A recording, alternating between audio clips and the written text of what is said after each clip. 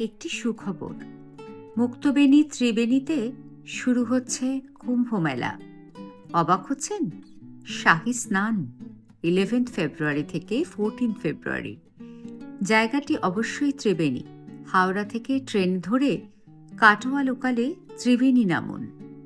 সেখানেও নাগা সন্ন্যাসীরা চলে এসেছেন এবং সাথে থাকছে বেহুলা লক্ষিন্দরের সেই ইতিহাস, যা নিজের চোখেই দেখতে পাবেন।